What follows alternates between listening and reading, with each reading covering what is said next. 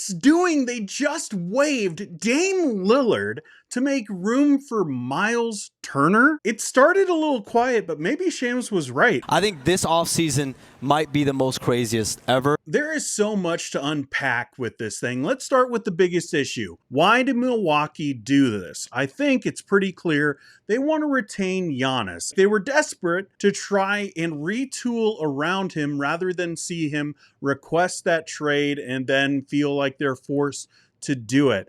Now, does this make this team any better? I mean, maybe this season, but they are losing Brook Lopez, so they weren't able to retain him, and they're going to Myles Turner, who, while he is better and younger and was just in the finals, he didn't perform very well. He averaged just over 10 points a game with 4 rebounds, and worst of all, he shot 21% from the three. Not the worst, but definitely not the best in the finals. And you looked at that performance and thought, you know what? Let's get rid of Dame Lillard and the potential of what he could be. Let's write it off completely. Let's stretch that $100 million over 5 years to be able just to get rid of him so that you could get Myles Turner on your squad. And yes, like they have a little bit of flexibility now to add in a couple more spots. But with that kind of money, I don't think we're talking about players that are going to push the needle for the Milwaukee Bucks. So like I said, they're a little bit better, but not that much better, and definitely not long term, because now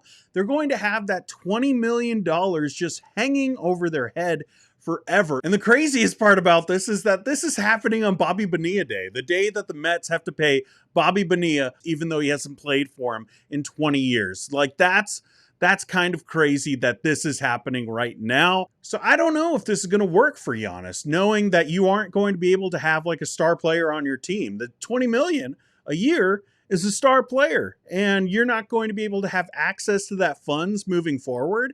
While it might work for this coming season, maybe Giannis wants to see what's going to happen with all of this. I don't know about the future. So to me, this is a terrible move for the Bucks, but what does it mean for the other teams? Well, it looks like the Indiana Pacers are not going to be in the finals. We already knew that because the Tyrese Halliburton injury, of course, is going to limit them in the regular season, but who knows whether he'll be 100% healthy or whether he'll be back in time for the playoffs next year. So this season was probably going to be a wash for them anyways, but now you have your longest tenured player leaving. I mean, that's a hard one to come back from. So it basically handicaps Indiana. Like the rest of the East has to be pretty thankful that this is happening to the Pacers, because like while everyone was saying that the East is wide open, yeah, it's freaking wide open now. Like this thing looks like anybody could take it. Now, as far as Dame's concerned, it might actually be a good move for him. It sounds really bad to get waived,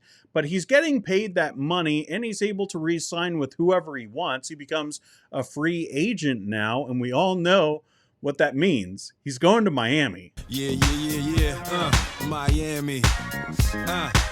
South Beach, bringing the heat. I'd be shocked if he doesn't end up in Miami. We all know that was his preferred destination coming out of Portland, and then he got moved to Milwaukee instead. And I think this opens up the door for him to go rehab on the beach there and get teamed up with Bam and Tyler Hero. And who knows? Who knows what's going to happen with those three together? I don't expect Miami to be a real contender in the East with that roster, but it's definitely better than what they have right now. Who knows what Dame is going to be able to get as far as money goes. Like there's not a lot of teams out there with any cap space, so they would have to do a lot of maneuvering if it was just about money.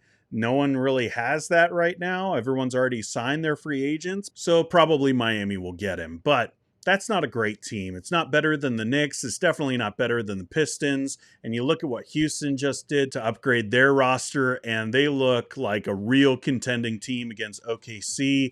Everybody else, especially in the East, looks like they're going to be fighting for scraps.